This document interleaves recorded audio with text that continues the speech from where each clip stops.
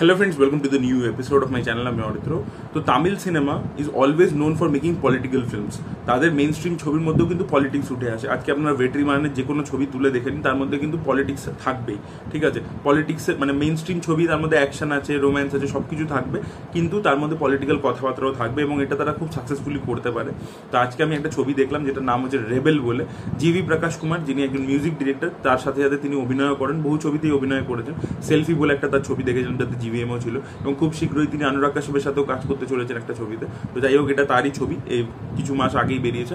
এবং এই ছবিতে জিভি প্রকাশের অপোজিটে প্রেমালু ছবির যে নায়িকা, সে আর কি মনমথা বাইজু, সে রয়েছেন আর কি, নায়িকা চরিত্রটা প্লে করছে।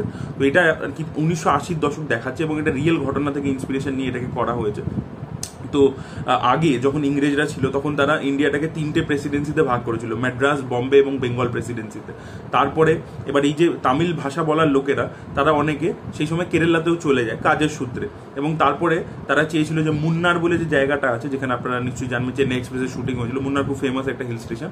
তো সেইখানেও প্রচুর লোকেরা মানে চা বাগানে কাজ করার জন্য তামিল লোকেরা গেছিল। তারা পরে চেয়েছিল যে তামিলনাড়ুর মধ্যে মুন্নারটাও ঢুকে যাক, কিন্তু সেটা আলটিমেটলি হয়নি এবং সেখানে প্রচুর তামিল পপুলেশন আছে। এবার তাদেরই স্ট্রাগলের গল্প এটা বলছে, যে সেখানকার যে চা বাগানের ছেলেরাও রয়েছে, মানে চা বাগানে যারা এমপ্লয়িরা কাজ করে, তাদের ছেলেমেয়েরা যখন পড়াশোনা শিখতে কলেজে গেছে, তাদের ওপরে তারা কী রকমের টর্চার ফেস করছে।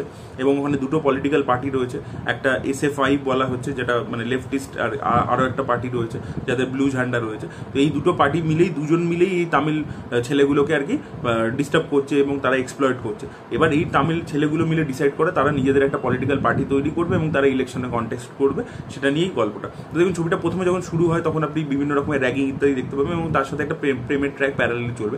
প্রেমের ট্র্যাকটা আমার খুব একটা ভালো লাগেনি, সত্যি কথা বলছি, বাট ওদের উপর যে র্যাগিং অত্যাচার যেগুলো হয় সেগুলো নোন জিনিসপত্র, বাট তাও ভালো লাগে দেখতে, কারণ একদম রিয়েল হার্ড হিটিং জিনিসপত্র দিয়ে করেছে, যে ওদের কাজকর্ম নিয়ে ছোট করছে, ওদের মা বাবার প্রফেশন নিয়ে ছোট করছে, সেগুলো দেখতে, সেই জায়গাগুলো হার্ড হিটিং। এবং ছবিটা যখন ইন্টারভেল পয়েন্টের কাছে পৌঁছে যায়, যেখান থেকে মেনলি অ্যাকশনটা শুরু হয়, একটা হস্টেলে ঢুকে জিভি প্রকাশ এবং তার টিম সবাইকে পেটায়, সেই জায়গাটার কোরিওগ্রাফিটা কিন্তু ব্যাপক ছিল। সেখানে মানে একটা দরজার ভিতর থেকে ক্যামেরা, ধরুন একটা ঘরের মধ্যে পেটাচ্ছে, সেখান থেকে ক্যামেরা এরকম বেরোচ্ছে, পাশের ঘরে ঢুকে যাচ্ছে, আবার পাশের ঘরে মারামারি চলছে। তো ওইভাবে ওই সিনটাকে খুব দারুণভাবে ডিজাইন করছে এবং সেখান থেকে ছবিটা কিন্তু খুব সুন্দর করে পিক আপ ধরে। সেকেন্ড হাফে আমরা দেখি ওরা পলিটিক্যাল ক্যাম্পেনিং, র্যালিজ ইত্যাদি কী করছে, ওদের উপর কী কী চাপ সৃষ্টি করা হচ্ছে, সেগুলো কিছু জায়গায় কিছু জিনিস নোন, কিছু জায়গায় আবার ভালো লাগে দেখতে। আমি দেখুন এই ছবিটা এরকম না যে এক্সট্রাঅর্ডিনারি ছবি হয়েছে, যদি কোনো ভালো ডিরেক্টরের হাতে পড়তো তাহলে এই সাবজেক্টটা আরও দারুণভাবে উঠে আসতো, কিন্তু এটা কিন্তু বেশ ভালো একটা ছবি হয়েছে, মানে ওয়াচেবল ছবি আর কি, কোনো জায়গায় মানে বোরিং লাগে না। এবং যেহেতু বিষয়বস্তুটা খুব ভালো এবং ভালো ভালো জিনিস দেখিয়েছে, এবং সেকেন্ড হাফে অনেক হার্ড হিটিং জিনিসপত্র দেখতে পাবেন, এবং শেষে ক্লাইম্যাক্সে একটা বড় সড়ো ফাইটও রয়েছে, যেটা কিন্তু যথেষ্ট আপনাদেরকে এঙ্গেজ করবে। এবং জিভি প্রকাশের কাজ কিন্তু আমার বেশ ভালো লেগেছে, যেখানে অ্যাকশনের মধ্যে সোয়াগের দরকার ছিল সেটা সে নিয়ে এসছে। প্রেমের জায়গাগুলোতেও তার পারফরমেন্স ভালো, কিন্তু প্রেমের ট্র্যাকটা না লেখা ভালো করে হয়নি এবং সেটা মেন গল্পটাকে কিছু সার্ভিসও করছে না খুব একটা, বাট বাকি ছবিটা কিন্তু বেশ ভালো রয়েছে। আর ছবিটা মানে 2 ঘন্টা 18 মিনিটের ছবি, খুব একটা বড় ছবিও নয়।